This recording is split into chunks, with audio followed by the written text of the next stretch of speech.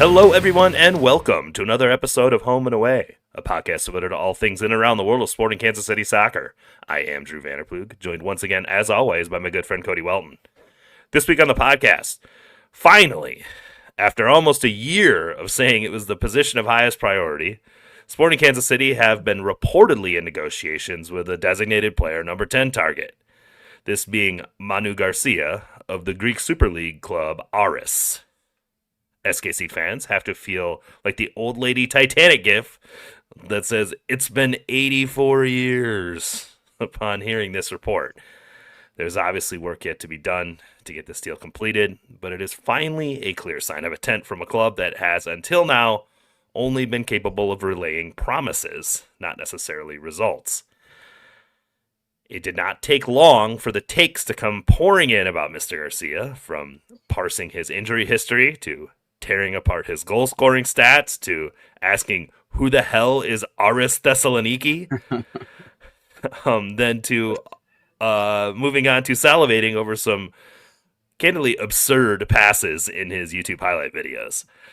Thankfully, I am a certified sicko and fired up Wyscout to look at some of his event comps and hopefully can provide a bit more detail on the player and what his potential might look like.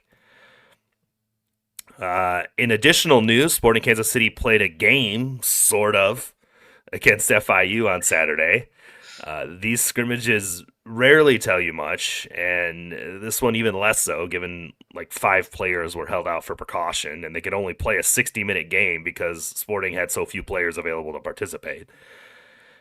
That did not stop too many people from trying to parse any useful information from the game that we literally had no actual information on other than 8 tweets and a post-game press conference. Honestly, the post-game presser was more useful for gleaning gems about playing style, Mason Toye's attributes, and how the team looks to use them, and Mr. Burns' trip, quote-unquote, overseas, that we have since learned likely included a stop in Greece to work on that Garcia deal, which is still pending. We teased it last week, but we are going to do a bit of a tactical refresher on the setup we think is most likely to be deployed by Vermes and team this year. He's been giving us tidbits during his media availability, and the players have as well. This should help clarify expectations. And it has been a minute since we dusted off the positional play handbook, as well as the possession structures and counter-pressuring shapes and pressure triggers that we expect to see, and what that means for maximizing the personnel that the team has available. So this is as good of a time as any to review and refine our perspectives on that philosophy. Finally, we'll do a quick review of analytics perspectives on the heels of Matt Pfeffer from the Colorado Rapids joining the ASA pod this week. We will discuss Diego Luna's breakthrough with the U.S. men's national team, like literally break, broken nose that is, and take a look ahead at the upcoming week as the European transfer window closes and transactions being worked on there start to accelerate. But first, we have to start with Manu Garcia. This is huge news in the Sporting Kansas City sphere. The fans have been waiting.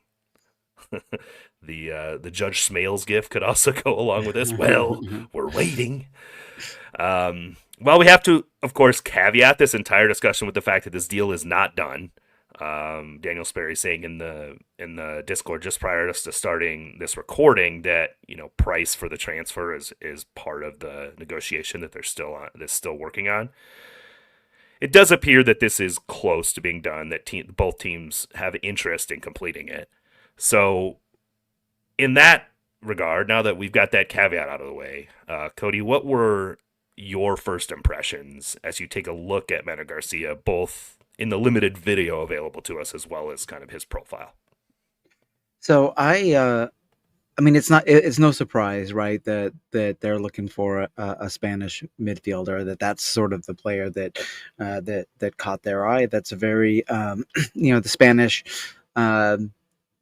Generally, the Spanish way of playing is, I think, very appealing to the club and to Peter Vermes specifically. I think that I was you're always worried or cautious to look at the highlight compilations from these kind of players, because you never know. I mean, it's really easy to just put out all of their most eye-catching moments and devoid of context, and so you don't really know really how they're affecting games. Or what I texted you is that what impressed me most about Manu was his speed of play. Like the ball, would come to him, and then you could see the pace of attack really pick up the second it touched his feet. He was very sort of direct in driving forward. I love all those clipped balls into the box. That sort of Benny Feilhaber special. That's like, I just love that, and I think that's when we talk about a player being able to break down bunker defenses, which is, if Sporting sort of pursue a more possession-based model that they're going to run into, and I assume that's where they're going to sort of return to. That player is going. Those kinds of passes from that kind of player is absolutely essential, and so. I think that it looks good. I totally get the I don't know, the sort of anxiety about whether he is worthy of a designated player slot, all those things, and the fact is we don't know, right? We don't know about most players who are not Messi, who come into the league and I mean, Austin just spent $10 million to get Brendan Vasquez. Yeah, right. I mean, whatever. what is an appropriate investment in a DP, and what is a player worth? Yeah, three years ago, everybody thought that Lorenzo Insigne was going to be amazing for Toronto, and he has been absolute ass. So you just don't know.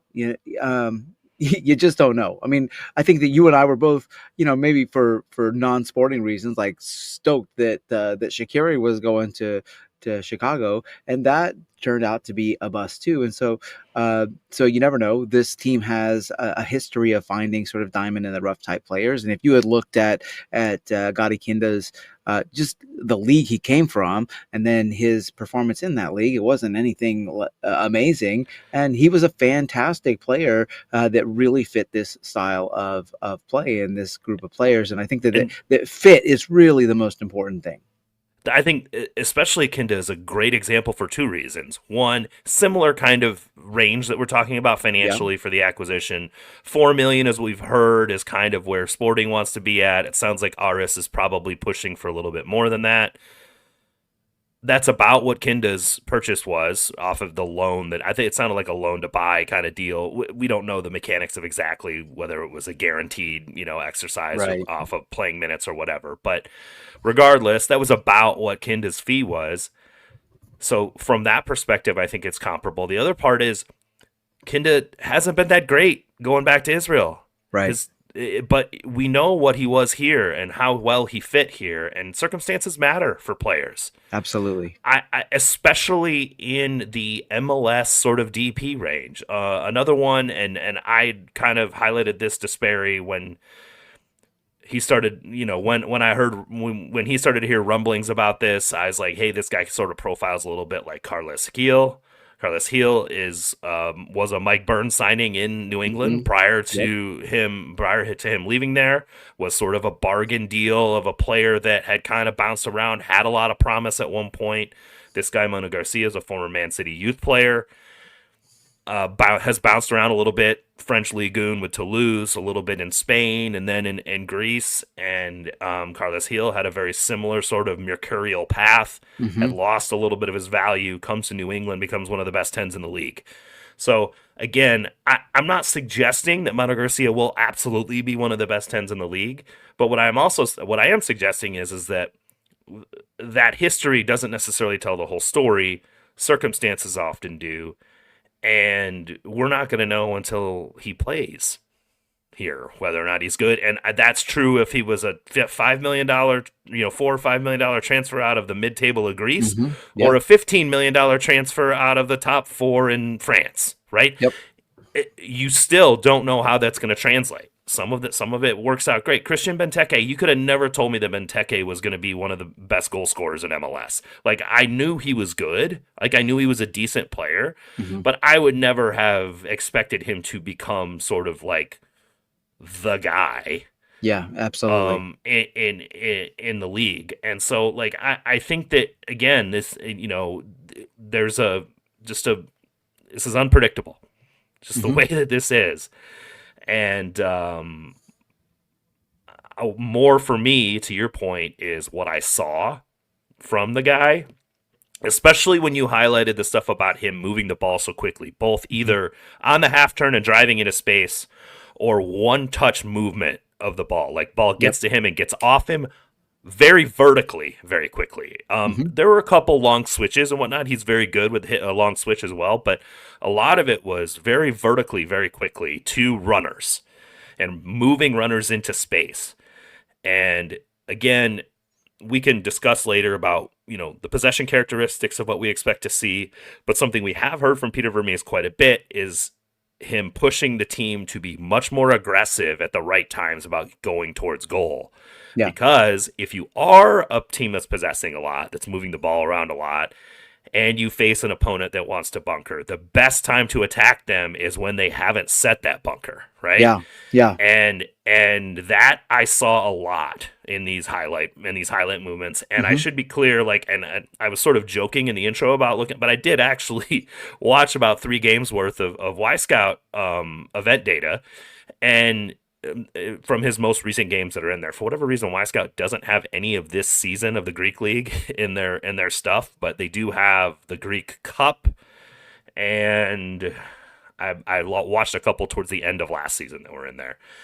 And so they played against AEK Athens in a home at home. And Athens is obviously a very good team in the Greek League, a perennial Champions League, Europa League team. And he held himself fairly well in those games, and you did see a lot more of him playing attackers into space on the run. And that's just a huge problem for defenses. Yep. And it's something that Sporting used to have a problem facing against them in the last couple of years. It's been a big problem of things that they've had to face against them. It would be nice to see Sporting putting their opponents in those positions, because putting your opponent in that position means that they can't be so aggressive attacking you. And it's the field tilt thing. It's the the preponderance of possession, where the ball is mostly at. It's a huge part of game management, that, along with obviously the part of trying to score goals. So I saw a lot of positivity there. He's not a very big dude. He's listed at 5'7". He doesn't look like that on film. I'm gonna be honest. He looks smaller than that on film. But I did like the way he used his body effectively. Hmm. Was very good at turning his back towards a defender to be able to receive on the half turn, shading the defender off his shoulder in the right direction. Like, just really smart stuff. Feels pressure very well. I never saw him really get surprised by it. I mean, he's not winning every attacking duel, but he also doesn't get caught. And he's, to your point, quick enough with his movement that he draws a lot of fouls. And I think that is also helpful for stopping play, like stopping your opponent from getting on counterattacks, which is something we're seeing more and more MLS teams do, really focus on attacking transition. Hmm. So I think, if he's able to keep them in their movement from being able to do that by creating fouls, creating stoppages, that type of thing is valuable as well. So I like I said, I mean, all of this is based off of just the things we can see, which Hmm. again are not a ton. Um, but it's the style of player looks right. Right. I think that when you watch the video of him, you can see why the Burns and Vermes were attracted to this player. Like, he fits, he sort of ticks all the boxes, and now obviously all they have to do is get that signing across the line. I am, I do want to kind of go back to the money thing, and thinking about that because, excuse me, I do still have some concerns, and I think that this isn't a super high profile or high money signing, and it's not like maybe we should expect that, except that. I think that when you're talking about this position, this is a really this is an expensive position to fill on a team, and I think like it still seems like the club is bargain shopping, and I don't begrudge them that. I mean, they should look for good deals wherever they can. Um, I I just I keep going back to Yeah. them I telling mean, Burmese has there's something to be said for the fact that this is probably going to be the second highest transfer in the club's history. right. So, but comparatively, like that's not that much, right? When you, Yeah, especially when you see, for example, you see Austin spending 22 million yeah, in the last couple days on forwards. yeah. So, I understand where that mindset comes from. I don't think so. Like two things. One, I don't think Sporting Kansas City is ever going to be in a position where they're competing with the highest spenders in MLS. I just Absolutely. Yep. that's not going to be the case. Absolutely. Could Sporting Kansas City, and I said some of this on the Discord. So again, if this is your weekly reminder, come join the Discord, participate in the conversation. There's been a lot of conversation about this topic in the Discord, as you can probably imagine. Um, but I said some of this there, but I'll repeat it here for everyone that's not there. When you get to the level of an 8-figure transfer fee, and I want to be clear, it's not outside of Sporting Kansas City's capability or interest to spend $10 million on a player. I want to be Sure. very clear about that. They can and could do that if they got the right deal and they Yeah. felt like it was worth it to them, right? The the difference is when you get into a realm where players are commanding that kind of transfer fee, recruiting is a big part of that. Yeah. Players that can command a $10 million fee are going to have lots of options. Yep. Always. And because of their quality, I mean, if you can command a $10 million fee or more, your quality is such that many teams are aware of you. And there are going to be a lot of options in that regard. Did And did Sebastian Driussi pay you to say that? no, he didn't. Okay. He's pretty good at getting Argentina to bone up that money, though. I mean, more Man, power to him, wow. I guess. More power to Austin for getting that money. Good Amen. gracious. But I think, but seriously, for the most part, at that level, teams are aware of you. You've got multiple people looking at you, and if it sounds like the club you're at is willing to let you go for that amount of money, there are plenty of other teams that are interacting with you about that potentiality. Yeah. And candidly, Kansas City is not a place most of those players are familiar with. Why would they And be? right. I mean, it's like asking people like it's like asking someone from central Oklahoma if they know where Karlsruhe, Germany is, Yeah. right? Or where I'll use a better one because it's where Eric Tommy played for a little while. He played at Kaiserslautern for a while. Yeah. Does anybody in Oklahoma know where the fuck Kaiserslautern is? No. Are they aware of it? No. Like, and I understand. I'm just saying that this is a problem that the team Yep. has to deal with. You combine that with obviously they're aware of MLS, but they're aware of the teams in the cities that they're aware of, right? Right. And there are 30 of those in the league now, and they are. And I know some people on the Discord didn't really like hearing this, but I know we're very proud of our city in Kansas City, and I think we know. And Vermees has said this: if he can get someone to the airport in Kansas City, he's good. There's no Right. problem selling it to him because they don't understand what they're coming into until they see it. When they see it, they're like, "Oh, okay, yeah, this is legit. This is a real city with a lot of real stuff that I like. There's an amazing training facility and stadium and all this other stuff." And I'm like, "Okay, I get it now." Right?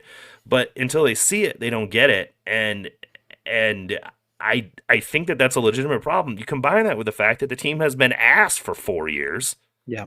Makes a big difference. It's hard. It's hard. So when you said, "Hey, well, like, it sounds like they're bargain shopping," I said on the Discord, and I have no personal knowledge of this being the case, but it wouldn't be surprising for me to know that this guy's not the number one guy they targeted, Right, right. right? I think that like you make a really good point. I think that my concern stems from more of the sort of like reflexive bargain shopping that we see that we've seen in the past from the club, and I just don't want us to wind up after the 3 window build, that let's say that they had 30 million to spend, but Vermes is patting himself on the back because they only spent 20 million of that 30 million. That's ridiculous, and fans Yeah. should expect more than that. And I understand why you have that. Like I told you this when you texted me about it. I was like, you've come by those feelings Oh, honestly because absolutely, right, because it's yeah, happened before, right? And yeah, so I don't begrudge you having that opinion. I think it comes from a place of there's history there. We know the right, history, so like I get that mindset and where that comes from. And the only way that's going to get fixed is with action. right. And the I, thing is, Drew, is if this isn't the player that they're going to spend like big money on, then what is the player, right? Because you would think, just given the nature of the position, that this is the guy, right? But it doesn't seem to be the guy, and he might be a fantastic player, right? I'm not. I don't want to take anything away from him or anything away from the club in finding good value, because I think that that's important. But I do think that like they have money, right? And fans should expect for them to spend money in a way that's visible, in a way that gives fans a reason to be but hopeful.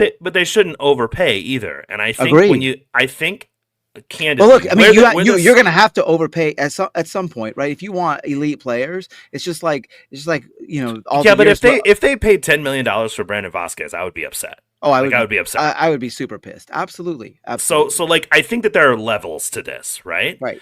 And I think that's the point that I'm making is like, yeah, there's probably a Kansas City tax on a $10 million Sure. dollar player that makes him a Yep. $12 million player. I Yep. understand that, right? I get that. What I'm saying is that I don't necessarily believe that because this guy is a 4 to 5 to whatever $1 million transfer fee or Hmm. whatever Aris is trying to extract from Sporting right now. I don't think that necessarily means that they haven't been ambitious. I just think that that means this is where they are on the list of players they could acquire. Sure. And I agree, and I believe that they are comfortable and happy with him being in Hmm. this position, or they would do nothing, right? Right. And they would wait till the summer to where they could get maybe the $10 million player or Yeah. something like Like that. So like Alan Polito aside, they're not a club that throws money away, right, on bad signings and bad contracts necessarily. And so I and totally and this agree is with you. this is a player that's most likely sunk cost Right. for their transfer fee, right? Yeah, they're not going to recoup. You're not signing a 27-year-old. You're going to sign him to a 4-year guaranteed contract. You're not recouping money from this Right. signing. So you better be pretty positive that this is going to turn out in a good way for or you if that was a $10 million signing that's a 27-year-old, you know what I mean? Like there's a conversation about ROI at that point, Hmm. like Yeah. there really is. And yes, they have a budget, but that doesn't mean that they'll just write all of it off and then Sure. go ask for more and get it. Right. And Sure. so I think that there is some thought going into that part of it as well. So I think there's going to be a balanced approach. And I'm being a little bit of a devil's advocate contrarian about this because I think it's important that people are considering both Hmm. parts of this argument. I too was like, who the fuck is Manu Garcia? Like, trust Sure. me, I was too. I had to go, like, the fact that I had to go scrub Wyscout for an hour to figure out what this guy was and what he was about outside of a Yeah. YouTube highlight reel, which was, funnily enough, his comp from Wyscout, basically Hmm. downloaded and posted to YouTube and put the music put on it or whatever. So I I think that that should tell you. I mean, we're pretty ridiculous sickos when it comes to, some of this stuff, and we had no idea who he was either. So I understand sort of the underwhelming sort of nature that comes with it. It's like DP10, DP10, DP10. Mm-hmm. Look at all these players that we signed in the league. Yeah. Atlanta United spending, $30 million on Emmanuel Latte Lath and a Miguel Almiron coming back, and you see, Austin spent 25 million in the last like week on 3 players, and you see all of these things happening, and you're like, okay, we're quibbling over 4 or 5 million for a guy in the mid-table of the Greek league. I get it. Yeah. I get it. I'm not trying to dismiss any of those things. But I also think that some of these are the realities of what this club is right now. Mm-hmm. And they're gonna have to do it smarter for a little bit before they can attract the talent that says like that's a destination I want to be at, right? Yeah. It's time for our minority owner Pat Mahomes to get off his ass, because obviously he ain't doing nothing, and get on the Yeah. get on the phone with these guys. I And got get shit to them do over this it. week, right? I mean, come on, Nothing. dude, give me a break with this shit. I Well, don't care. I don't care if you have a new baby. I don't care if you have some team that you play for. Get on the phone, man. yeah, well, maybe, hopefully if the Chiefs are able to win on Sunday, he gets that week off before the Super Bowl, so he Yeah. can go up to the the last few days before the European window closes. He can get on the horn, No, make a man, few that calls.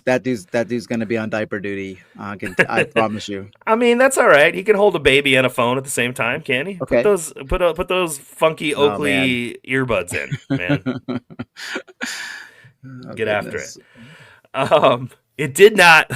There was also like a lot of people. I saw a lot of like other shoe to drop kind of things going on too. It's like not only was the transfer fee and the location weird. We're like, oh, he's only scored 4 goals in 1,400 minutes, and well, yeah, he's a midfielder. But his job is Right. not really to. I don't really care about that. Scoring goals is Agata's job. Yeah, we have other guys who should be doing that. He should be giving the passes to score goals. And I will tell you that that's another thing I saw was a whole lot of passes into space, leading attackers onto goal scoring chances that they did jack shit with. So I'm I'm not as concerned about that part of it either. Like I think obviously the other big one that everybody pointed to is he did have an ACL injury in 2023. Yes, that happens. Players tear their ACLs. It happens. It's unfortunate. Sometimes it happens. See Ricky Pooch. Okay, like this is a thing that happens to soccer players sometimes. It doesn't necessarily mean that all of a sudden he's injury prone. It just No. means he had a knee injury.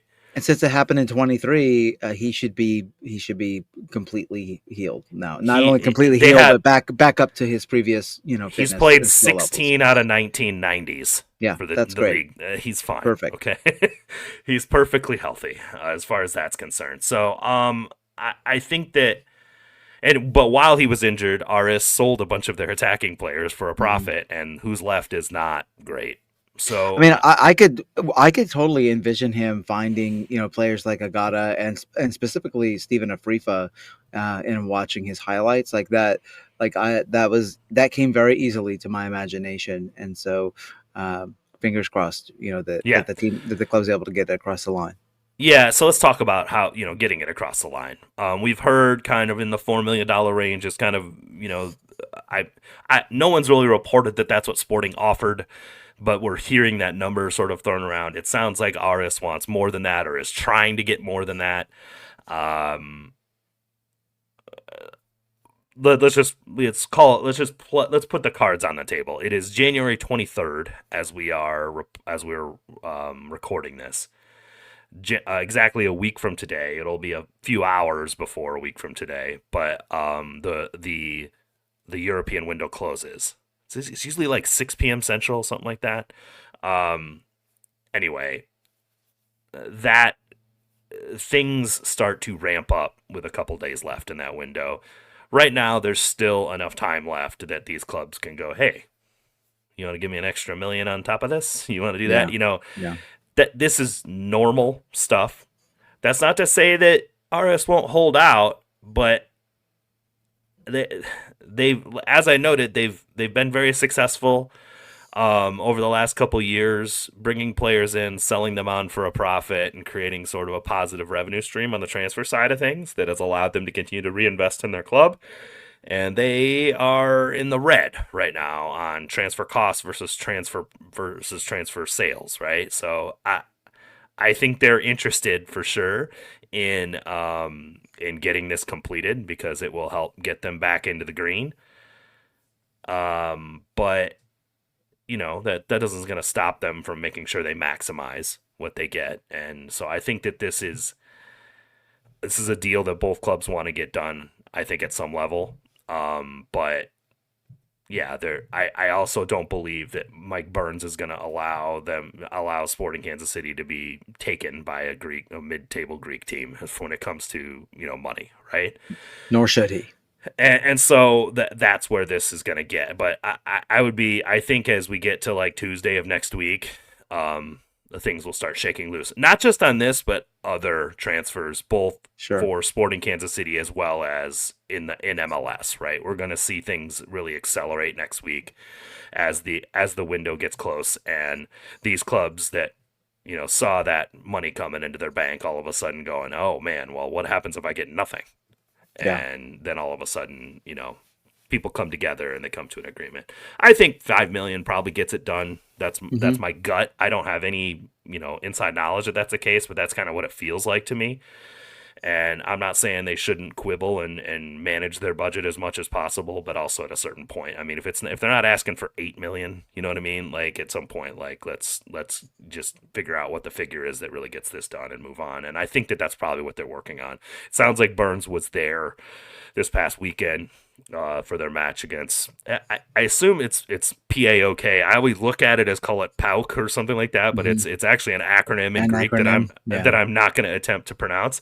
But it's the other team in Thessaloniki. There was a Thessaloniki derby this weekend. I had no idea there was a Thessaloniki derby until I started looking into this club. It sounds amazing.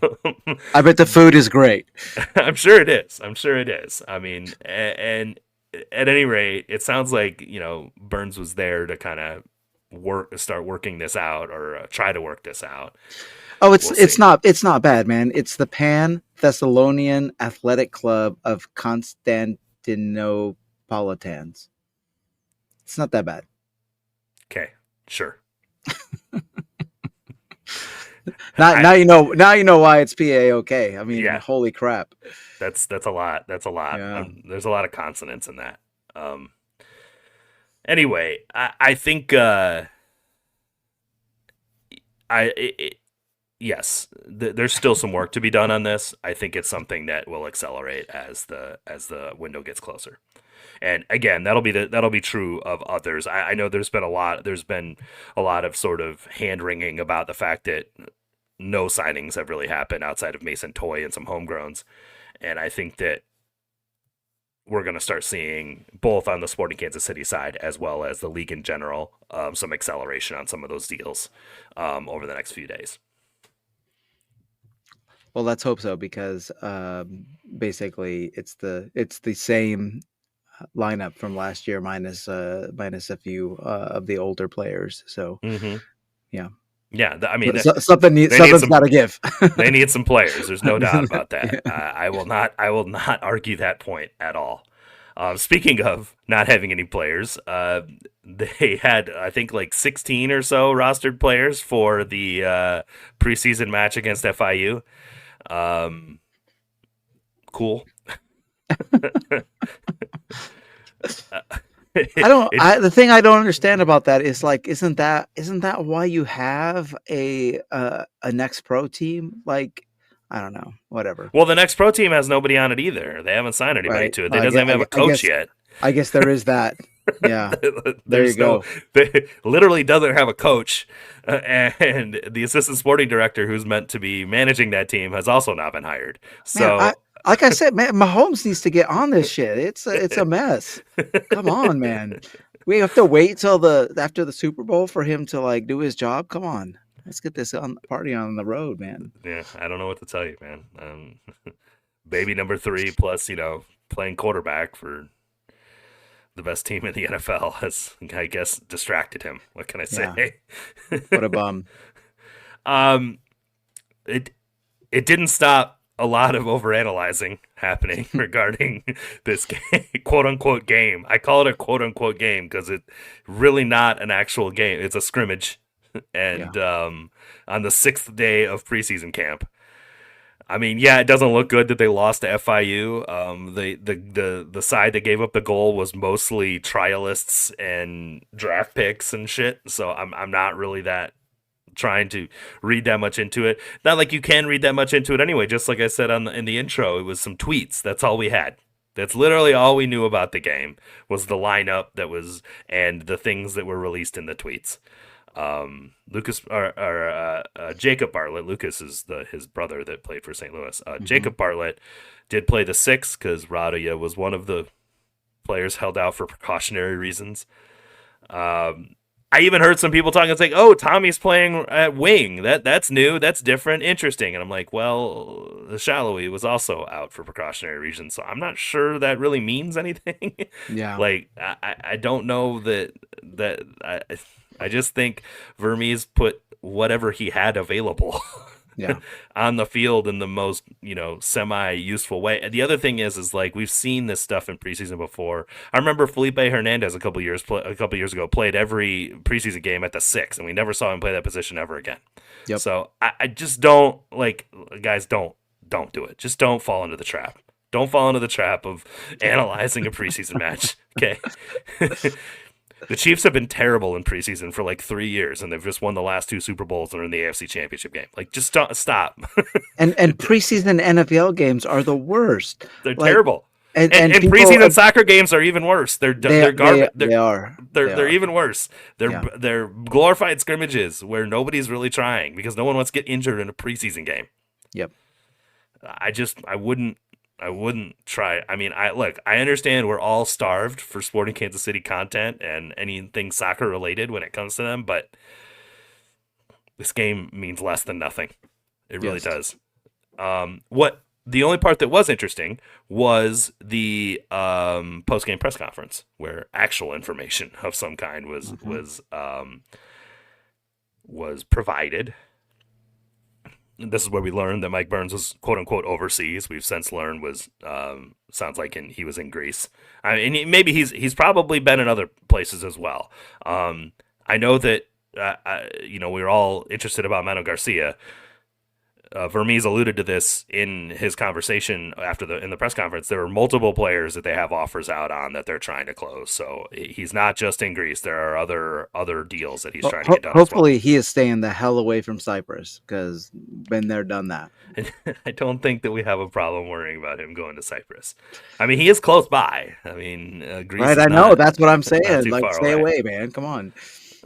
Anyway, so I think that there's multiple deals, it sounds like, that he's working on, and hopefully again we'll start to see those accelerate as the window comes closer to close.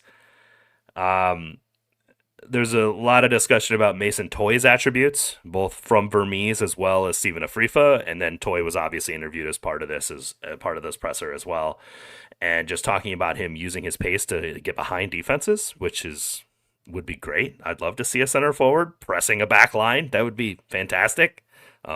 It's been a while since we've seen a center forward test the back lines regularly. I mean, even Agata is not a guy who's like running in behind center backs. No, that's not his game. That's not. So this is a nice development, and I was interested what you thought of Stephen Afrifa's comments about learning a new forward and how to play with him. And I just more about the fact that, yes, it sucks that not everybody in the roster is there, but also it sounds like these guys are getting to know each other a little bit better and starting to develop rapport, which is something that we haven't seen a whole lot of attacking connection in this team. Yeah, and recently. I think that was one of the big issues with Alan Polito is he never really struck up a rapport with any of the rest of the attacking group, and you have to have that as attackers. You have to be on the same page with one another. You have to know where the left wing is going to be before that left wing makes the run, so that you can put the ball into space and surprise defenses and take them back. And if you don't have that sort of relationship with one another as attackers, you get what what we've seen, which is a lot of individual dribbling and that sort of stuff, and speculative shots from distance instead of actually combining with your teammates and playing off one another. And I think that that's something that we have not seen very much at all from this team. There have been glimpses of it in the past, and I think that probably the closest, the best rapport, obviously, is on the left side with Ndenbe and Shallowy, and then maybe Eric Tommy is up to the task, or maybe it'll be someone like Manu. But that is something that has worked in the past. And I do think that Shallowy has an awful lot to prove this year. Like other than the fact that the roster is so thin, I don't know that I would consider him a guaranteed starter at all. But I think that if he does start, like that's the kind of rapport, the rapport that he has with Ndenbe. That's the kind of rapport that we want our frontline attackers to have, because you don't always want to have to depend on outside backs to get forward and make something happen. The team should be able to attack and be dangerous with their front 3 or 4 players. Yeah, I just would like to see more movement amongst that forward line in general. It was too staid and just just sort of standing around. And once they got to the opponent's defensive third, there was just so little movement and just a whole lot of just like standing and waiting for someone to pass the ball to them, and then they would try to dribble a guy. And it sounds to me like there is an emphasis on off-ball movement, that Toye is that kind of guy that will come off the back shoulder of a defender. Like, those are the kind of things that I'd like to see. And Afrifa even talked about this during his interview. I don't know if it was Chad. It might have been Chad Smith. Asked, like, kind of what he was working on in his game. Sorry if it was that or if it was Daniel. I don't remember exactly who asked the question. But specifically asked, what he was looking to work on in his game. And he said, he's like, look, I mean, it's clear, what I'm good at is sort of taking people on 1v1. Like, that is kind of my thing. I need to get better at combination passing to create openings. And I agree completely. And I think maybe working with a forward like Mason is going to cause him to have to see that run ahead of time, hit the ball into that space, let him run onto it, and then make the third run behind it, right? And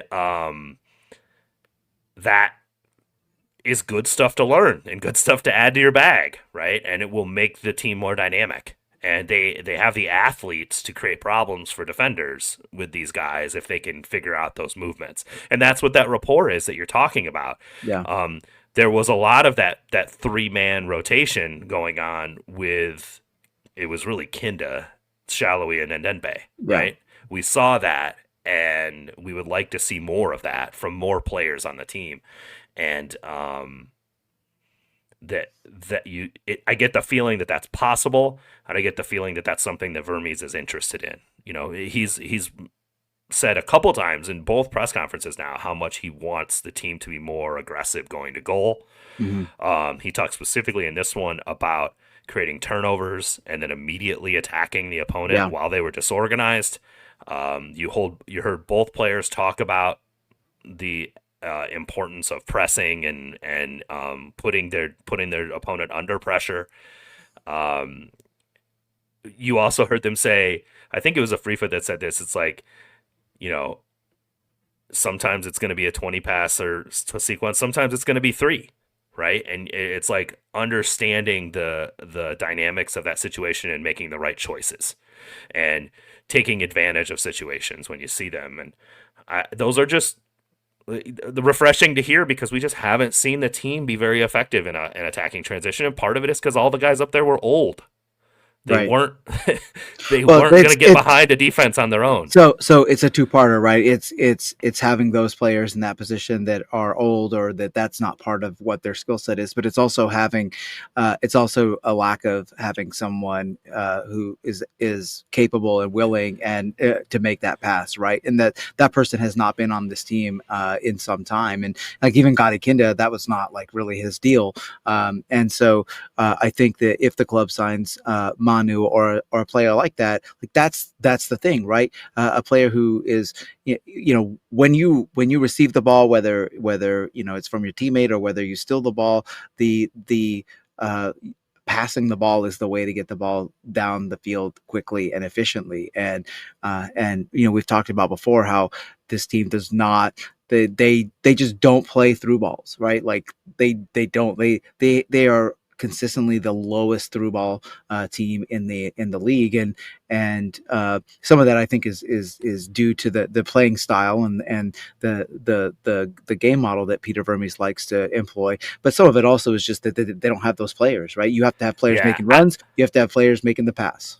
I would hesitate to say it's Vermes' game model because I think he gives them choices in those circumstances to make. But I've seen him on the sideline waving downfield when they got a ball when they were in offensive transition Yeah. and trying to get them to attack the goal faster. I think this is a player. I think it's a personnel problem. Johnny Russell is not you can't, Drew, you can't be at the bottom of the league for years and years and years and through balls without that being like that's a coached characteristic.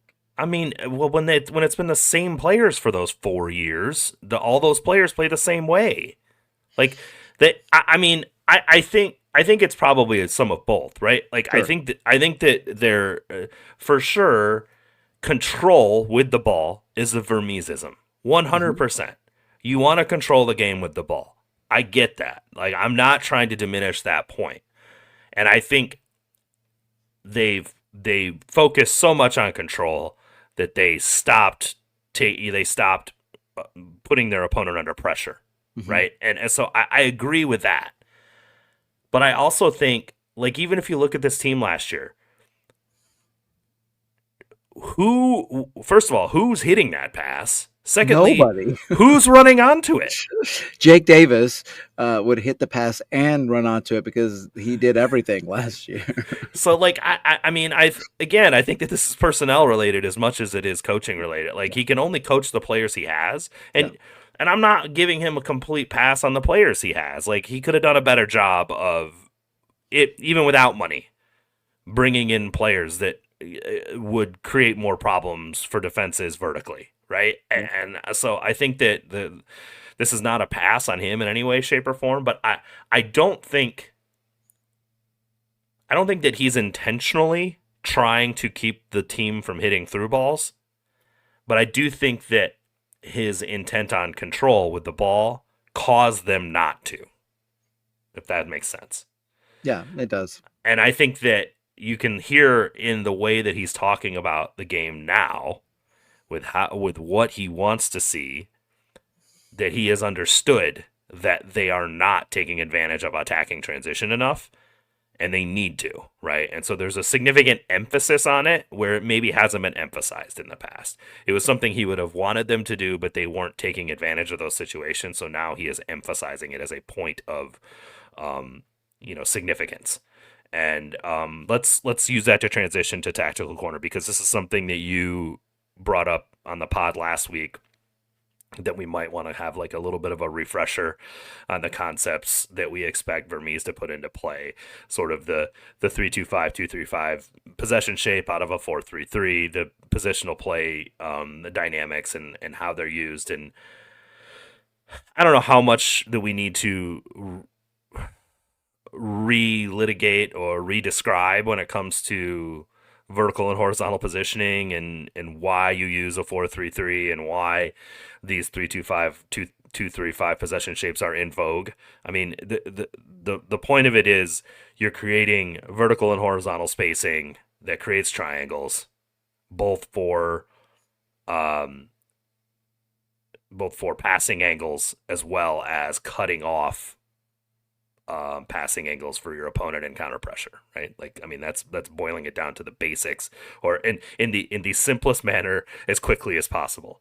Mm-hmm. Um, and both those are primary tenets of what Vermees wants, right? He wants to maintain field tilt in the opponent's half, right? And he wants to regain possession quickly if possible when you lose it, or at least use your counter pressure to delay the opponent from getting into an attacking transition event, right? Yep.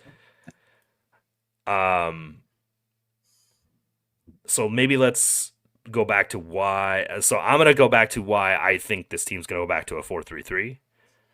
One of the main issues I thought that they had over the last couple years is successfully achieving pressure from their opponent's build out phase.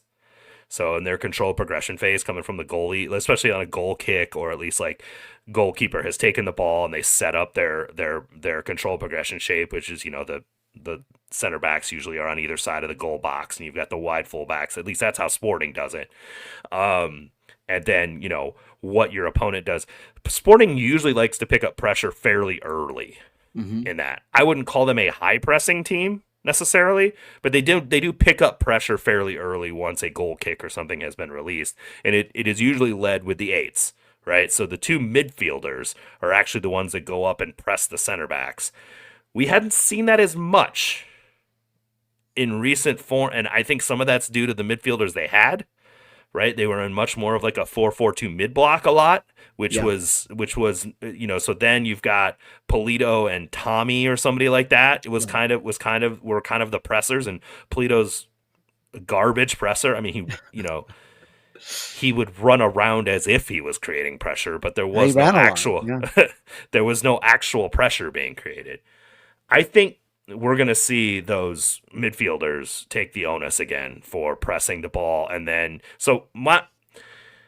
if you don't mind, kind of talk about a little bit like why Vermees does that and what it creates responsibility wise for the wingers as well as the center forward in that circumstance, and what they're looking to do with it. I mean, so I think this is one of those things that that makes Peter Vermees unique, even amongst really high level European coaches. Most of the teams that you and I watch, who play in Europe, they don't press in this particular way either. And so, and you sort of nailed it, right? The press is led by the center forward, and then that center forward is flanked by both of the eights, or the 8 and the 10 on either side. And Vermees just flat out came out and said that, like, the reason that he did that, the reason that he prefers that is because it decreases the running that the wing players have to do, right? So you can imagine that if the wing players have to provide width, but then they have to pinch in and up to pressure, center backs, or number 6, or all three of those, then that's putting that they're just having to do a lot of running. And They also have poor angles for pressing right, those center backs as well. absolutely, and where it's much more of a straight vertical if you're looking at the eights, and so and I think that that doing it that way also allows you to sort of drop your wingers back and have them sort of help out on the defensive edges, and I think that strategy like worked really, really well for Peter Vermees for a long time. And I think a lot of that was personnel specific. I mean, when you had players like Roger Espinoza. right, Roger and Gotti, and players who like to run and who would get out there and press. I mean, that made a huge that's one of those things that made that strategy, I think, really really effective. And so a lot of it's whether or not it'll be successful this year is going to have to do with how good a presser Manu or whatever 10 they get in happens to be, and I think that also it's I think that Agata is a competent presser. I think that we know that Jake Davis is a good presser, and he can definitely he could probably do that job all by himself, frankly. But it seems like some days. But it does sort of leave some question marks around whatever player is playing the single pivot, because that you can imagine the eights pressing up. I mean, that leaves that player with a lot of space to cover, and that's something that teams can and do and have taken advantage of. I still don't. I kind of think that I would be surprised if Vermes actually went away wholesale from the 4-4-2 mid block, mostly because that's just what everybody seems to play nowadays, right? Is they play that sort of 4-4-2 mid block, and then it shifts into as I you've think the noted mid that, block shape could easily retreat to that position from that, right? Like if you yeah. release, so like if in this hypothetical we're saying Manu Garcia gets over the line and becomes a 10, and I will say that's something I also saw. He's a very willing presser from Yeah. the event stuff that I was able to see. I Now, would be granted, surprised. I would be surprised if he wasn't, right. I mean, that's he just not the he's profile of a player he they look for. he's been playing sort of as like a tucked in left winger a little bit lately, so that also has some impact on it. And like you said, a lot of teams press with their wingers, not with their midfielders, but still, he was a willing presser, and it wasn't just running for the sake of running, right? Like he was closing down and creating problems and making the defender with the ball make a decision, right? Which is what you're looking to do. Also, to your point with that pressing structure, when you pull your wingers back and you send your eights forward, they can also man up the fullbacks a lot easier, right? Because Hmm. typically the release valve, when the pressure comes in and vertical to the center back, is to go wide with the ball. It's Yeah. much more difficult for them to do that if the wingers are pinned to those fullbacks, and you can create turnovers very quickly in that way. But additionally, it's very easy for Jake Davis to pull back alongside the six Hmm. once they break that first line and Yeah. get into their mid block from that Yep. point, right? And I think that that's what we'll see. Right. But in the past, we did see a lot of 4-5-1s in a mid block shape from That's Vermees. It true. wasn't so. The 4-4-2 was something that he used a lot more as kind of a transition from the 4-2-3-1, from the double pivot a little bit, but it also was because he was pressing differently. So I'll be interested to see that. I mean, that I don't know how big of a deal that makes it. I mean, there's different spatial responsibilities in those two sort of mid block shapes, but that might be a wrinkle worth keeping an eye out for once they actually Well, start playing games. I think that one of the problems with pressing with the eights is that um, yes, it allows the wingers to maybe play a little bit more conservative and defensively, but also if by chance you win the ball from a turnover or uh, or something like that, the the wingers are not on the back line, right? They're sitting off, and so when we talked about playing in behind or playing balls through like that, that works against that, right? It's not something that's insurmountable, but it's definitely something that you have to take into consideration, and that is it.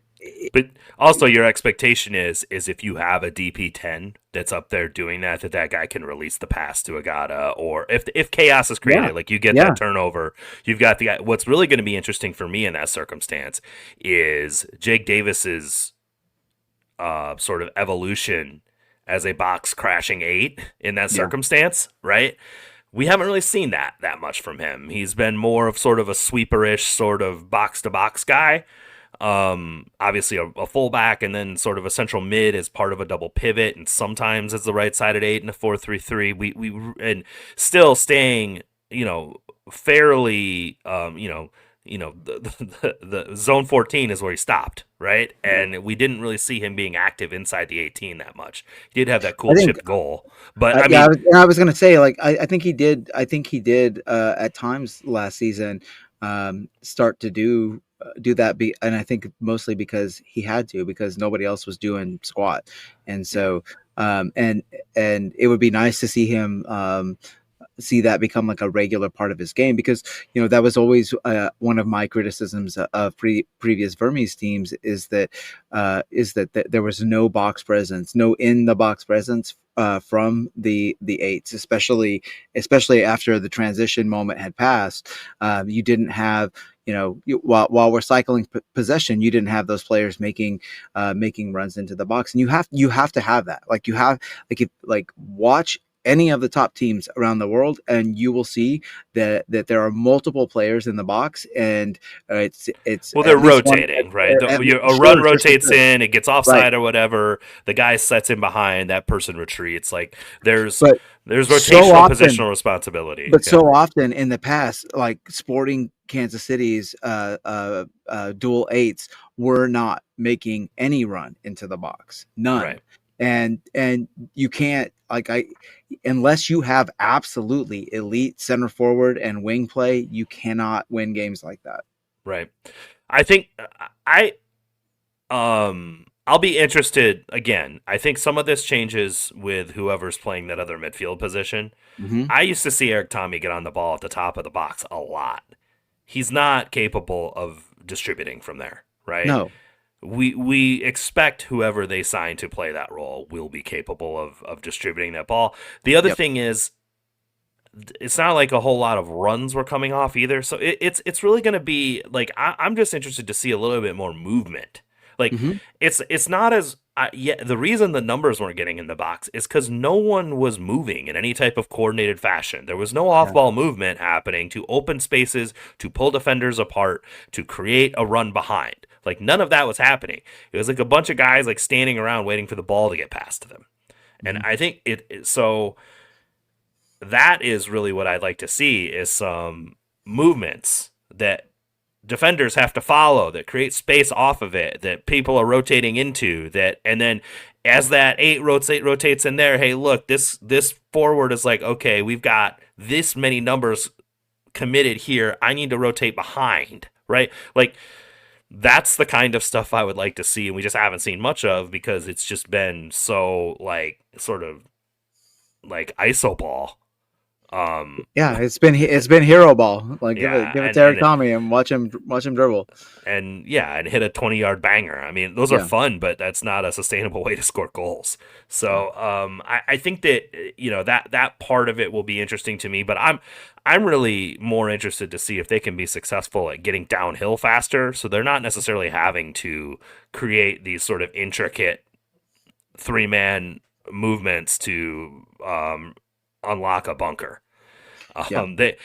I mean, yeah, it would be good to see them be able to do that. I don't know that they're at the quality where they need to worry to, like, I don't think the teams they're playing against are going to be worried about sitting back against them for 90 minutes. Like, I just don't see that happening. Right. I think that they're going to be in a place where they Well, can create a game state that allows them to see transition events that they can take advantage of, and as opposed to holding onto the ball for 65 minutes, just passing it around the yeah. umbrella of despair. I don't think that they're going to be facing opponents that will do that. the That the will the the entire soccer landscape has shifted so much since Sporting was doing that regularly. Like every team can press now. You like every team, and this is in MLS and in Europe. Every team in presses, the Greek and league, I was right. watching all kinds of pressure Yep. situations. Yeah, Yeah, and so even massive clubs like Manchester City are having who their whole game model revolves around keeping the ball and playing out of a press, and using possession to suffocate opponents. Those teams are having a harder and harder time.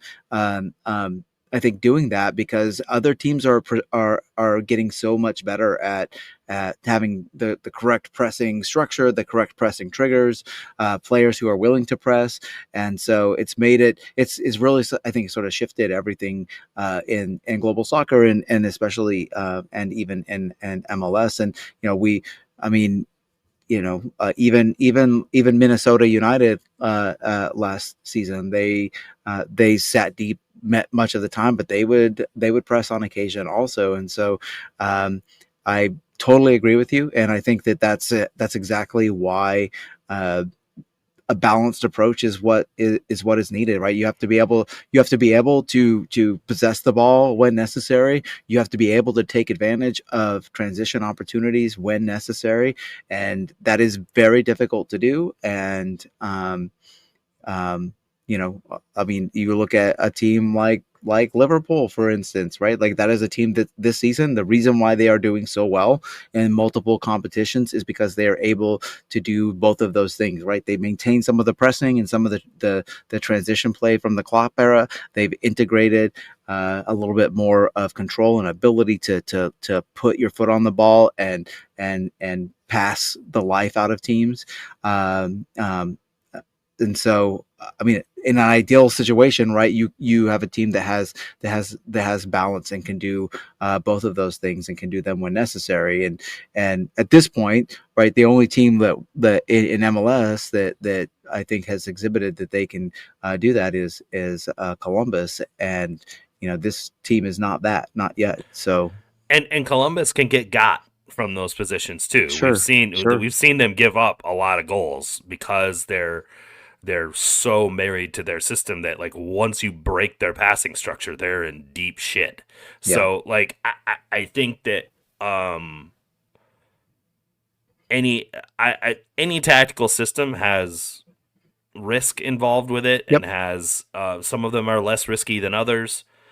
Um I think what you're going to find from Vermees this year is an intent on getting rid of those um, very, high risk defensive transition moments hmm that they had to face a lot last year. And he'll probably do that with some conservatism with the ball. It's probably going to happen, How else are right? you going to do it, right? I I mean, mean, you, you don't have an eraser. right. That is Nemanja Radia is not that player, and Hmm. whatever 10 they bring in is not going to be that player either. And so Right. you have to do I something. mean, I think naturally that 10 and more counter pressing Hmm capability and whatnot, It and makes a big if difference. if you start turning over the ball more regularly, much closer to the opponent's goal, you're much less likely to give up those types of chances. What really got Sporting into trouble is giving bad turnovers up on the half line or on Yep, their side yep. of the half Yeah. line. And in those cases you can't really counter press, right? So if you give the Right. ball up in the other team's defensive third, that's where you counter press, and Hmm. you have that counter pressing structure built into your possession structure and into your game model. But if you lose, you're exactly right. If you lose that ball in the middle third of the field, you're screwed. Right. And they were screwed a lot. Yeah. So I think that we're going to see some just natural improvement in quality of maintaining possession as a result of getting a DP number 10 over the line, assuming they're able to do that. I mean, if the roster looks like this, they're don't I might as well just bunker, man. just Let's buckle up, y'all.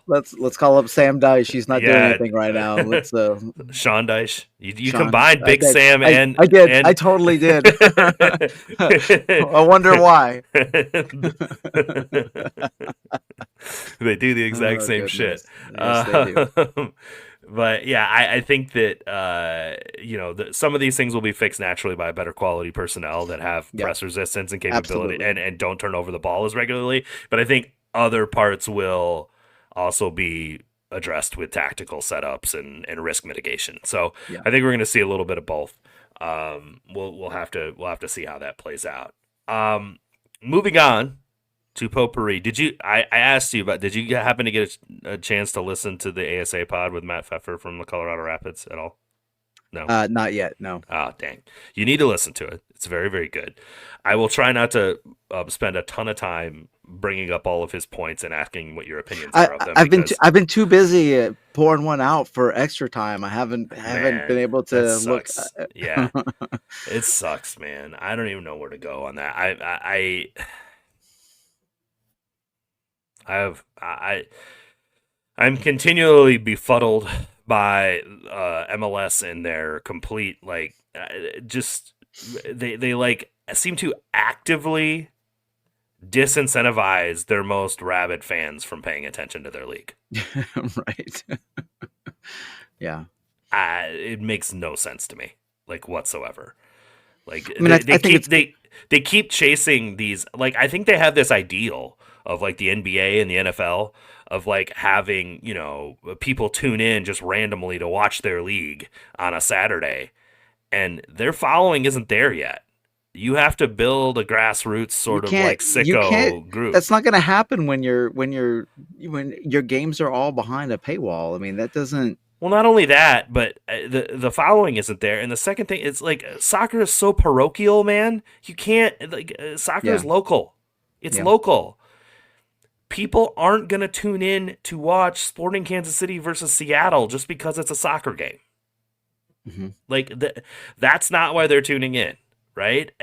And I think that's like there's just a misunderstanding of how to get Americans to watch a sport. Well, so they're treating MLS. They treat MLS more like you know, the NFL, when they should be treating it more like college football, right? Um, Right. Like, look, we know American football is always going to be the number one sport in this country. It's just always Always going to and be the forever. always and forever. So I think trying to model your philosophy against that, again, like in sort of concert with that or competitively with that, it just doesn't make any sense to me. Yeah, Like, and I understand at some level, you look at what the EPL's ratings are versus MLS's ratings, and they're not great. And so you're trying to figure out how to do that. But what the EPL has is really good production. yeah. That yes, a lot of it is behind a paywall, but It's not all of so it. good. It's so good, and It's it's so good. and it's so well put together, and the Yeah, people that speak on it are high level individuals, and there's a lot of interest in it because of the quality of what you're delivering. And it feels to me like MLS keeps pulling back from investing in the quality and more just on getting it out there. yeah. And I firmly disagree with it. And obviously there's been a lot of commentary around just, how much extra time has meant to a number of people as far as like getting them interested in this league, like, Hmm. being sort of soccer adjacent or soccer curious and finding that podcast and all of a sudden like it developing that level of interest and love of the sport in the country and the league and whatnot. And it seems so short-sighted to me to look at that as like not worth trying to maintain and or looking at that as a means for growth. Yeah. I don't know. That Well, group was like real, like it was real MLS fan shit, right? mhm. It wasn't this canned sanitary standing in a studio trying to fake being cool, like fake being friends, say shit in a group kind of stuff that you see them doing that like looks like the same stuff you see on like pregame NFL shows that I hate. Mm. Like it felt real. Those guys liked each other. Those guys interacted. They like had rapport, right? It's the same way it goes on the field. And when you look at, for example, what NBC does, like Rebecca Lowe is like the goat of being able to like get the right information out of the people working with them, but those people also work really well together. You look at what CBS does with their desk with Kate Abdo and Thierry Henry and Jamie Carragher and Micah Richards, like those guys actually like each other. You can tell, right? They have enjoyed. It's very much of like the NBA and TNT type of thing, Yep. right? Absolutely. And those you can't fake those relationships. Yep. You can't fake them. And there's they just threw something away that where all of that naturally existed. Yeah. I, So I don't get it. I want to say a few things. First of all, um, Robbie Earl is the best dressed man on television, Well, and Nate I will. Burleson on CBS has got something to say about that, but they're pretty close. Man, Robbie Earl can dress. Anyway, um, back to sort of the extra time thing. Like you can draw a very straight line from extra time to this podcast, and I think it's safe to say that this podcast wouldn't exist without extra time because you know. Andy Edwards from Talking Touches and Andrew Wiebe were close friends, and Hmm. they sort of I think Andy sort of started talking touches, with a lot of input and inspiration from what Weeby was doing with Extra Time, and you and I have both been really open about the fact that this podcast wouldn't exist without Andy and Gooch's talking touches stuff, and so I think that. I think that we owe them sort of a debt of gratitude for kind of starting the thing, and I know I'll definitely be I'll be missing that, and I guess I'll be upping my ASA podcast intake because And soccer wise, Tom and Goss are doing a yeah, good thing with soccer wise for sure. I already listened to like every episode of that, and so I'll just have to find another couple of hours podcast to fill. And it sounds like Weeby and Doyle are going to make some, Yeah. semi-comment appearances on Soccer Wise as well. Yeah. They're going to do the Golden Boot draft. They're going to do a couple things from Extra Time that are obviously no longer going to be around. So I think that, and obviously Goss was such a big part of Extra Time for a long time, and he even said this in their last episode. How much he brought with him to help build Soccer Wise, and that they it has helped him really understand the best way to go about structuring that and make it something that people like. And I got to be honest, like, I am a Soccer Wise patron, and I'm on that Discord, and if you think there's some sickos on the on the home and away Discord, just take yourself over to Soccer Wise. It is wild in there, but it's also like, it's good. There's you're seeing perspectives from a lot of different people, and it is I'm glad that there's something. But this isn't a zero-sum game, as we know. Like, there needs to be more coverage, not less. That is how you get people interested in this league, is more coverage, not less. And it's just it's definitely disheartening and a little bit frustrating to see. Like I said, I'm glad there are some people carrying the mantle, but it's definitely something that's going to leave a pretty big hole when it comes for a while regarding coverage of this league. Totally agree. Okay, so real quick, Matt Pfeffer, who is the director of analytics for the Colorado Rapids, was on the ASA podcast. So the only sort of preamble that I'll give regarding him is, it was interesting to hear him discuss what his role is. Like, typically we hear of analytics people and we're just assuming they're the guys crunching all the numbers, providing outputs to the staff. Like, here's it. He's doing what we discussed several months ago was unlikely to ever happen at Sporting Kansas City, which was they're building their own analytics model. So he started at the Rapids several years ago. He gets a lot of input because it's a Kroenke Sports and Entertainment property. The Rapids being that, along with the Rams as well as Arsenal. He does get input from Arsenal analytics staff and whatnot on what he's doing, and can kind of sort of bounce things off of them. But they are building their own analytics model for assessing players, from a scouting perspective, from an internal assessment perspective, from just anything, right?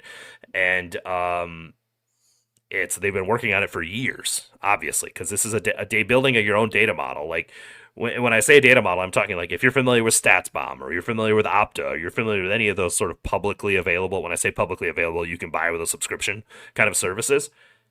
I know that Luke Bourne with Redbird also does like they have their as a service solution as well. There's a variety of them out there that you can subscribe to and just get their outputs and use them.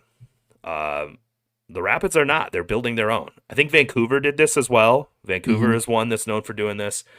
But it was very interesting to hear just how long it's taken them to do it, and how much faith and investment it takes from ownership to get that, to be able to do it, right? Because you're talking about several years where there's no output from the investment. Yeah. It's just model building and testing over and over. You're getting literally nothing on the field from this investment while you build out the model. And it takes a lot of faith and a lot of confidence in your philosophy in order to pull that off, and trust from an ownership group.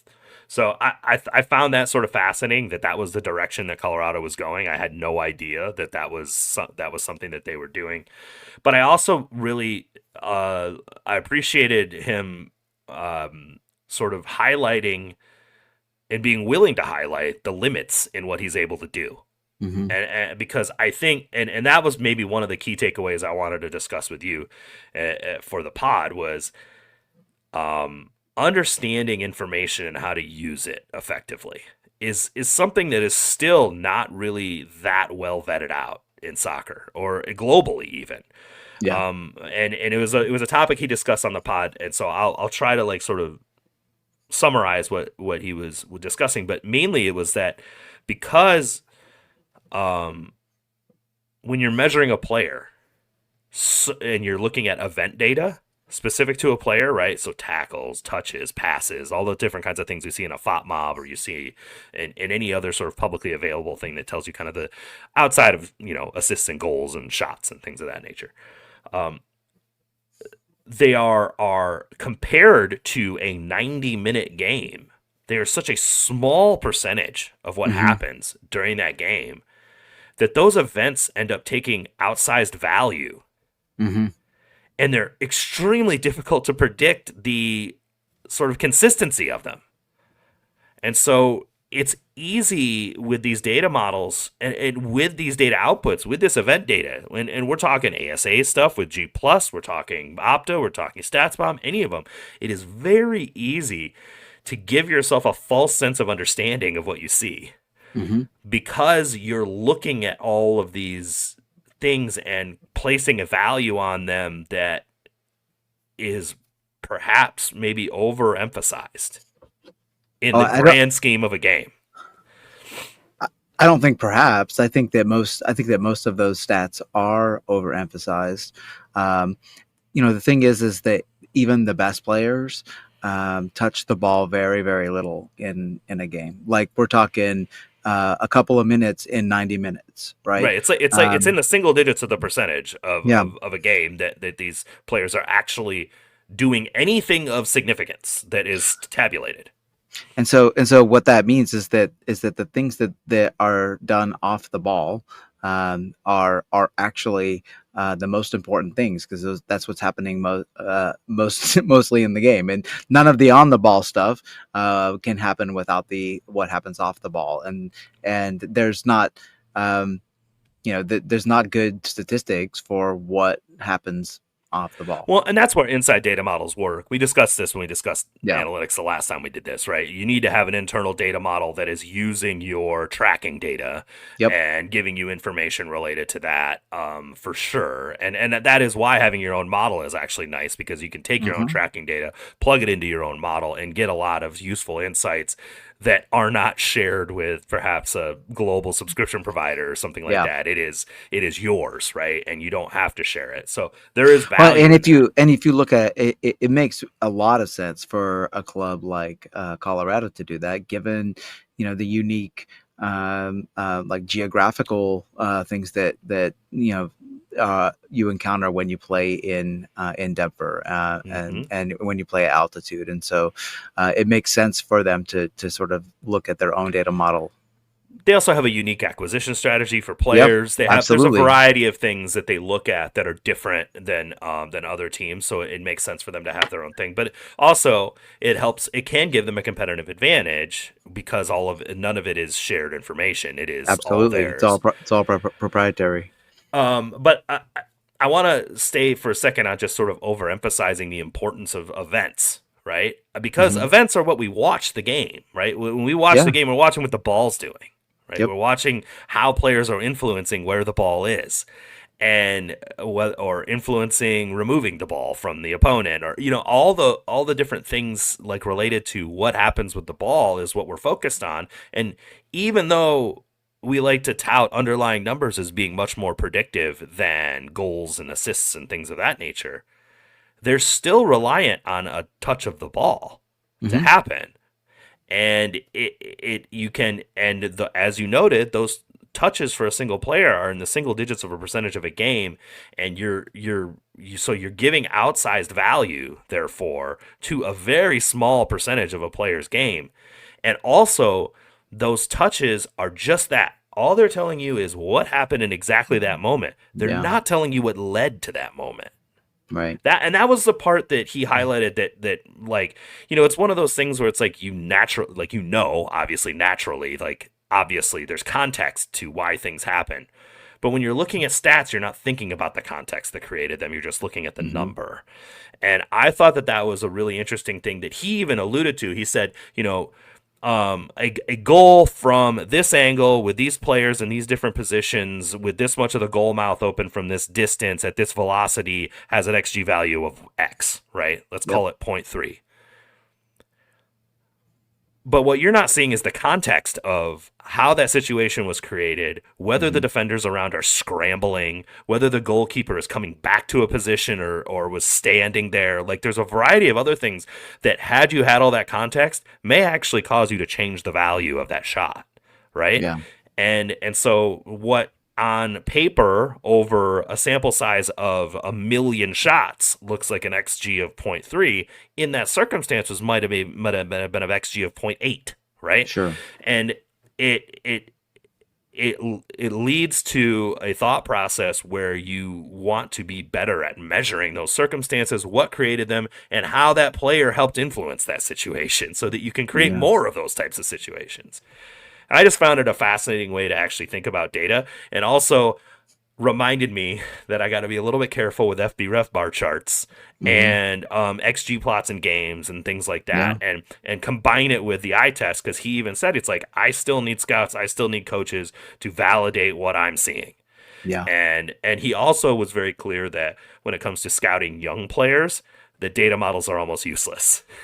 Because the sample size is so small and the development curve is so steep that you can't necessarily get reasonable predictive numbers from scouting youth players. So he's like, our scouting department is still insanely important when we're talking about, U22s and things like that, that they're looking at signing. So I found those to be sort of interesting ways to just sort of conceptualize how I look at data, and how, just from the publicly available stuff and using it to analyze what I think I know. Yeah, I think it's just really interesting to think about the way that we look at soccer games without data, and then sort of how that maybe is tweaked a little bit by when we look at the data. There's a lot going on in a soccer game that we pay attention to that we probably don't even a lot of us like really know that we're paying attention to. I think that this is one of the reasons why, like, talking about soccer in terms of formations, like, it never goes away, even though formations, everybody knows, like, aren't that's not the end all be all, right? But what that formation is describing is, a shape on the field, and a shape of what happens when your team has the ball versus what happens when your team doesn't have the ball, and so it's just sort of a shorthand for all of those things that those underlying statistics don't capture, right? It's positioning, it's on and off ball movement, it's all of those sorts of things. It's just like, soccer is just such a fascinating game to me, and I think that's why I have sort of gravitated towards the sport, is that it's just I don't know, man. It's like different. Every game you watch is completely different. Constantly dynamic is sport there is. is. Just because hockey is probably the only one that has similar sort of like movement and whatnot in it. But even with hockey, and so Pfeffer actually came from a hockey background, which I found really interesting when hearing his history. He's from Canada, and he worked for like an OHL team before working in the NHL, and then before working for the Rapids. But even with hockey, because they substitute so often, you can actually gain meaningful information as far as like when a player's on versus when a player's off, and all those. You can actually create comparative data sets about how they're impacting a game. In soccer, you can't. No. There's once you're off, you're off. You're on until you're off, right? And Yeah. and there's so few substitutes in a game that like there's not that thing, and you're just sort of doing your best to assess what is a very fluid, dynamic situation at all times. I thought it was interesting that you brought up, formations and possession shapes and things like that. I think they help just to instruct people watching what the structure is, Sure. Yeah. right? But Yeah. also to see when the structure breaks down and the risk that it creates when it breaks down, right? Yeah. There's a reason those structures exist. Like I said earlier, with positional play, you're creating vertical and horizontal spacing to give yourself the best cover of the field, both from Yeah. from an attacking and defending perspective, right? You need to have that. It's a big ass field, right? And so you're trying to condense it as much as possible, usually, right? And at least defensively, you're trying to condense it. Defensively. Yeah. Yeah, and Mhm. then offensively, you're trying to exploit the space that is available, and spreading your team out in these ways allows you to do that.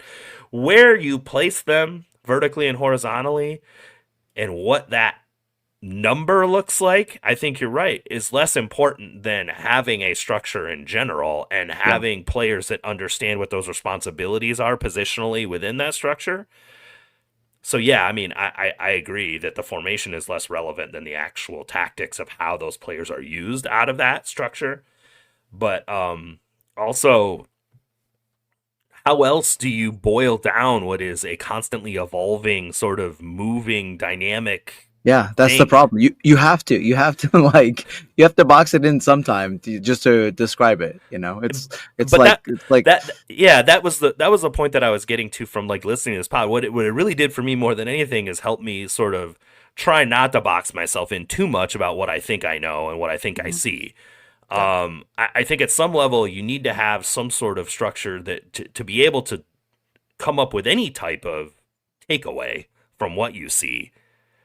There has to be a structure with which you're trying to identify it, but also don't be so confident in yourself that what you saw was exactly what you think you saw, right? Right. Because sometimes it isn't, and there's so many perspectives, and there's also differing priorities from different people based on what they're looking at. That can cause them to view an event in a completely different way. Yeah. It's wild. It's wild to think about, but I found it fascinating. I mean, that conversation, they went almost like an hour and a half because he was enjoying so much talking with the guys that they went fairly deep, and I found it to be one of the more informative, just sort of thought provoking pods I've listened to in a while. Well, I need the weather to get better so I can take an hour and a half walk with the Yeah, dog and it's gonna be like make it happen. 41 tomorrow. I think it's Yeah, time. I know. Yeah, I'm ready, and it's Friday. Shit, yeah, it's get great, Toby man. out Let's there go. and Let's fire go. that thing up and listen to it. Me And and me and for the Toby. yeah, for those of you listening that haven't listened to it, if you do like to nerd out on that kind of thing, I found it very interesting. And it wasn't deep. Like it wasn't like you have to be some super math nerd Right. to be able Right. to comprehend it. It was fairly approachable in my opinion. So I thought it was definitely worthwhile. The last thing on the potpourri category, we do have to discuss our favorite non-sporting Kansas City MLS player, Diego Luna, getting finally getting another shot with the U.S. men's national team. This is a body positive podcast, as you guys know. We are fans of the sort of rectangular shaped soccer player on this one. The cube. The cube. And Diego Luna is definitely a fairly right angular and sort of wide entrant into that. And we often feel like maybe he gets looked over a little bit because of what his physique looks like as much instead of what the quality of his play is. But he got in playing as a 10 for the U.S. men's national team. Took him a second. I didn't see all this game. I saw just a lot of the stuff. I was had an event last night, so was not able to sit and watch the game. But so all I'm going to comment on is the fact that he took such a hard sort of elbow shiver to the face that it broke his nose, and dude just like like rubbed some dirt on it basically and got back out on the field and then almost right after hits a dime of an assist to Brian White. Also a really nice run by Brian White. I don't know if you saw this goal sequence, but um the pass was obviously very good, but also just a really good run by Brian White to disguise the crossing run across the goal and then just slam it home. And it's just like I was just very happy to see our guy Diego Luna ball out, even with a bunch of cotton stuffed up his nose and blood all over his face and all the other things. It was pretty cool. I mean, I think the thing about Luna that we both like is that he is a player who's just capable of doing something kind of magical, and the United States really doesn't have enough players like that. And I think that in many respects, the way the game is processed in and developed in our country kind of discourages those kind of players. So I will always just a huge I'm just a huge Luna fan, and I can't. I'm so excited that he got a chance. I'm so excited that he made, you know, honestly, like practically a legendary type of He performance. endeared And himself to Potch doing this, man. hell yeah, absolutely. And Potch is going to have a soft spot for him for literally ever. I mean, if yeah, Matko Milovic can get into these games just because he's kind of a psychopath and played for Newell's Old Boys, certainly Diego Luna taking a shot to the face, breaking his hmm nose, shoving some gauze in it, and then dropping a dime yeah, immediately after is going to make Potch go, okay, this is one of my guys, yeah, right? And yeah. and I think that he was struggling to get on that level of the radar prior to that hmm point. Yeah, and it's just like it's a great narrative, right? It's great to watch players, especially young players, sort of rise to the occasion and become stars. And hopefully that's what we're seeing because I love him. I wish I wish Sporting Kansas City had a player like that. But I'm more than happy to root for him whenever RSL is playing somebody other than Sporting Kansas City. He's a really fun player. And like you said, we don't have a whole lot of fun players in the U.S. men's Yeah. national team pool. Yep. Like Wes is chaotic, but I don't know if he's fun in that Mm. way, right? Yeah. Like Luna is fun. Like He's fun. he'll pull some shit out that you're like, oh, okay. Yeah. Uh-huh. And yeah, and not in the petulant Giovanni Reina sort of way, but more of the like look what I did kind of thing, Yeah. Yeah. which is awesome. I love it. Okay, one thing to look for. Honestly, we mentioned already. European transfer window closes on Thursday of next week, so the 30th. We're looking for some signings to be official. Is what we're looking for, man. Fingers crossed that uh, it needs to happen. I think you and I are both very sort of patient and pragmatic people when it comes to watching this team do business, and I think we're both getting a little bit antsy. I can speak for myself. I'm getting pretty antsy, and so I just want something to happen, for something sure. positive. Yeah, because if you look around the league, a lot of clubs have had positive off seasons, and I think most supporters groups are rightly optimistic and there are good vibes around their club, and we're just kind of in a holding pattern. I don't think the vibes are bad, but they're not really good either. And so Yeah, let's it's hard to tell, like because we're so aware of a lot of the sort of snarky social media commentary that it's hard to yeah. tell like what the real vibes are. I don't get the feeling that just from the people I've interacted with that people are like like the fan base at large is in this super negative place, but No. it's certainly not like oh my god I'm so excited either, Yeah. right? Yeah. Like I And said, it's kind of a holding pattern. It's just kind of wait and see. So one thing I want let's to keep going. clarify when I talk about the European transfer window, Sporting can still sign players from Europe Mm-hmm. after that window closes. The Yep. reason that the window closure coming up soon is a big deal is because if these players they're looking at are trying to transfer to another European team, they cannot do it after the 30th. So Good after the point. 30th, their only prospects are, I think, is Turkey open for another few days or something like that after that, That sounds right. Yeah. but obviously MLS is open to like April, mid-April, Yeah. but they cannot go to another European team. So if they have other offers or if they're hoping for other offers, once we get past the 30th, those are gone. Yeah. And so that is going to push these clubs that are trying to move these players on for a profit to move more quickly. And generally, they're not going to wait until after the 30th because then guys like Mike Burns know that they're the only offer. Right, and Yep. then they have all the negotiating power, right? 100%. That's why that date becomes more and more important. And as we get closer to it, those teams are going to be much more amenable to accepting terms that they have in hand. And MLS clubs are known for actually paying bills. So that's another thing that works in Sporting's favor as we get to that place. If the only options for some of these players are Sporting Kansas City or some, Boa Vista. Yeah, Boa Vista. Yeah, I wasn't even thinking about like actual Portuguese. I was more thinking of like mid-table Czech Republic teams or things like that. You know what I mean? Romanian teams, things like that. Like not so concerned about getting that check from Sporting Kansas City. So Yeah. I think that will help move it on. Beyond that, yes, there's another preseason scrimmage against the Fire this weekend. It will not be televised. It will not be anything. And please, please, please don't read too much into it. That's all I ask. Amen. Right. And on that note, I'm Drew. He's Cody. We will talk to y'all next week. Go Sporting.